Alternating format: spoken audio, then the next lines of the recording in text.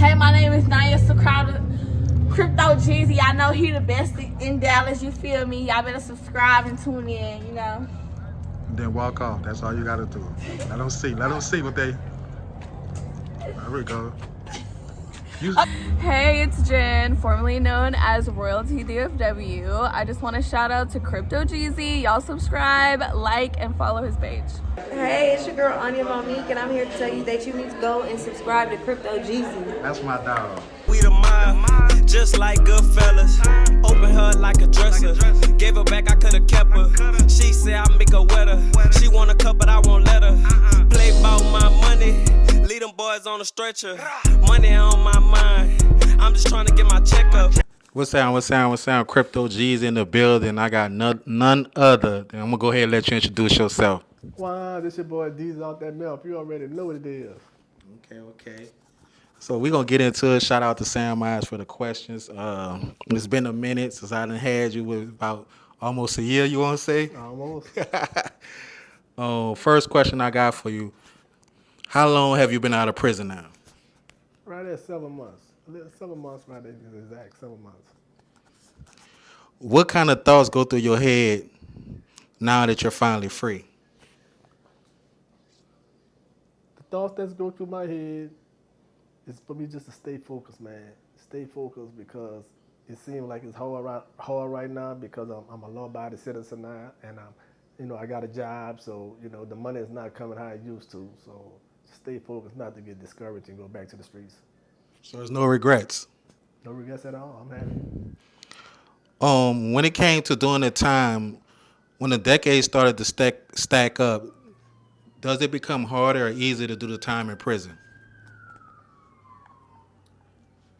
It became harder because, I went to losing my family members, man. My mother, my father, my grandmother, everybody went to dying out on me. And, when you try to do right, it become harder because you don't have that family support that you once had. And it makes you want to start doing things that's illegal in there to survive. When you was in prison, was the younger generation that was coming to prison more respectful, or would you say they were more dangerous and unpredictable?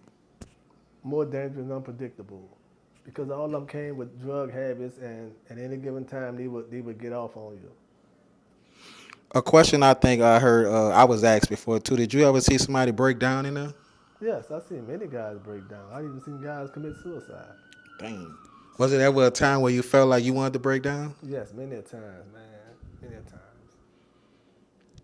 Is it true that you had to have your friends guard you while moving like that in the facility, like using the restrooms, taking a shower, even taking naps? No, that didn't take place in the state. That happened in the federal prison, not in the state. What was your duty in the prison? Like, what was your job? I had many jobs. I worked in the field at one time. I worked in the kitchen. I was a tutor. I taught guys how to read and write. I had many jobs. After being locked up for 30 years, what are some of the internal challenges you face that most people wouldn't know about you?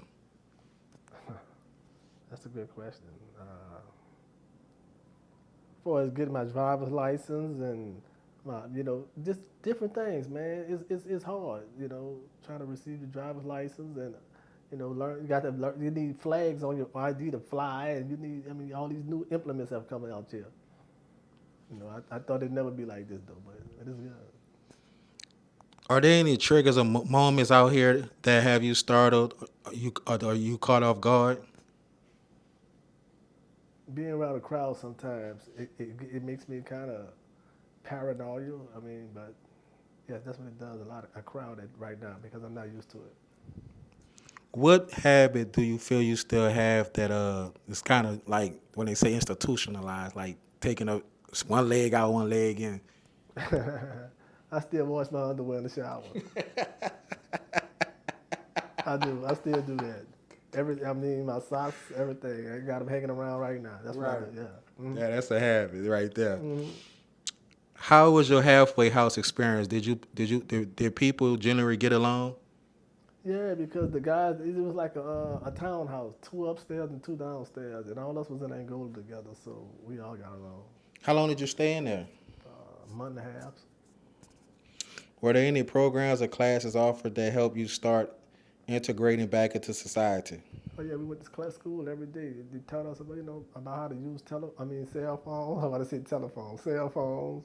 They showed us how to open up bank accounts, and and just watch for the wrong crowd, and the women, and just do the right thing. You seem to really admire and love your nephew. Do you remember when he was born? Oh yeah, when he was first born, my nephew Dwayne. Yes, indeed. I went and played football. I mean, I like I won a Super Bowl. You remember when he was born, first day. Yeah. How often were you able to talk to him while he was locked up? I used to talk to my nephew every day. Every day. 30 years. That's my partner there. When your father passed, was you allowed to attend his funeral? Yes, I went to his funeral. I was just telling Gangster that. Yep, I came to his funeral in 2019. What was the process like getting out and attending the service? Well, I was a trustee, so I was able to wear street clothes. Oh man, it was awesome. Yeah, I mean, it was a feeling like none. I ain't had on no shackles, no handcuffs, none of that. Coming from Angola, picture that. Did you ever cover any of the transportation or escort costs from the prison to the church? Did you have to pay? No, I had to pay. No, I didn't have to pay nothing. I had to pay nothing. Did you have a freedom to mingle with your family members? Yeah, I got a picture right now with all of us hanging outside and everything. Yeah. How many children did your father have? Oh man, I think they say he had like 32 kids, man. He had 32 kids. How many was there? At the funeral, just the new ones. They didn't want nobody else to attend. The outside kids. He had, I think the woman had like 23 kids for him, something like that on 4th Street. Yeah. Would you say it's common in New Orleans for men to have more than 10 kids? Yes. How many you have? I have 4. All right. Other than Gangsta, did you or your brother have beef with any other crews? No, just Gangsta now. As of now, today, 2025, we're in April. What's it been like hanging with OG Giggity again? It's a blessing, man. The guy got me living under the roof with him and his mother. He not worrying about me attacking him or none of that deal. Man, we don't even think like that. We both changed men, and a lot of people just can't believe. I can't believe it. That a guy that I once tried to take his life, I'd be in the household with him and his mother every day. Do you feel what y'all did set a tone for the youth or for men in general? People that I say this and I want to get your take on it. They got people that's probably not talking to somebody for something so small, not even as serious it was with you and him. Do you think that kind of made people like, man, if they can do that, this little small shit we beefing about, we can get over it? Oh yeah, you got to forgive. You want God to forgive you, so you have to forgive another person. And me and him had real beef. It wasn't no plan. We was really at each other. Right. I hit a few of his partners up, shot him up, and jugged him up. Bro. So yeah, anybody should be able to forgive each other. Have you two ever had moments where the flashback can feel like becoming an old Diesel and Gangsta again? No, not at all. No, thought never crossed my mind. Can you speak on what happened during the recent showing at the festival? It was just down there. Oh yeah, me and my brother Howard, we was standing up right there on Decade and on Canal, and we having a good time, man. And all of a sudden, right behind us, we hear the gunshot, blah blah blah blah. They went to shooting, and the guy with the gun, he come walking in front of me. He was tucking the gun, looking at me like, "What's up?" I'm scared to death, and he walked on, and then the other little guy came hopping. He had got shot in his leg or something, man, and it was time to go then. I called Gangsta. I said, look, man, I'm on my way. I left. So y'all didn't exchange no words or anything, huh? Oh, no, we didn't exchange no lyrics. Just the look he gave me. He had fire in his eyes, too. And what was the thought going through your mind when you saw him looking at you like that? Man, please don't shoot that gun. Yeah. How were the people around you acting out there? A lot of people running and hollering, but my brother and a few friends that was right there with us, they just was looking, because we heard it right behind us. They was just looking. Everybody else with the hooping and hollering and running, Did you feel like you was in danger of being hit? Yeah, when I heard the first shot, I just was praying that it wouldn't come in my way. Do you think that the experience will leave an impact on you, or does that new freedom outweigh that moment? Oh, it leaves the impact because Gangsta talking about he's going back down there, and I'm talking about I ain't going. Right. I ain't trying to go. Do you plan on revisiting any old hobbies or dreams you had as a kid? Dreams, yes. I want to travel, man. I want to travel. I want to go overseas and see some places. Yeah. So I know for a fact you already been to Atlanta. Have you been to Atlanta before you went to jail? Yeah, I had been to Atlanta before I went to jail. Miami? I had been to Detroit. I had been to Florida, not Miami. Yeah. You done been to some places. Yeah, I've been to some places before I left. Okay. How was your first fishing trip? Did you catch any fish? Oh yeah, I caught a catfish and I caught I think a white perch. He said I don't know the different names of them. Yeah, Did they you were skin small. They were small, but he said you caught something too. Ooh. Oh, you talking about with Yeah. Tremaine? That's why I went there. That's why I went. That was with Tremaine. Yeah, I went with Tremaine. What are the top 3 things you want to do now in your life that you haven't had a chance to experience yet? Top 3 things I want to do. I want to visit Jamaica. I really do. I want to go to Jamaica. I want to go to London. And I want me a nice truck, What kind? a Rover. Yeah, I like Rovers. that rover, you got like attached to that Rovers. rover, I like man. Rovers. I always wanted a Rover. Yeah. That's what I want. How do your fans usually react when they see you and Gangsta out in public together now? Oh man, it's a crazy feeling, man. Guys just run up into us and tell us to keep pushing, give us dap, take pictures with us. It's fun to me. He don't really like that though, but it's fun to me. Does the attention and the notoriety ever become overwhelming for you, or do you genuinely enjoy it? I enjoy it. I just come from prison, man. They ain't show no love, bro. You hear me? So having people running up to me and giving me dap and telling me just keep pushing, man. I appreciate it. What's your take on marriage? Do you see yourself ever settling down one day? Oh man, yeah, I'm gonna get married. What's your status now? What, are you single? You doing what's up, man? Man, I have a female friend. Okay. I have a friend. All right. Is it true you're an Alabama Crimson Tide football fan? Yeah, go Tide. Nick Saban gone now. I mean, I was a fan of Nick Saban, really. I'm a Notre Dame fan.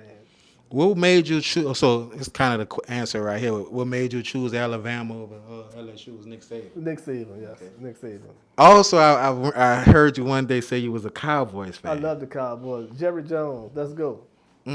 So it's a few things you and him have in common.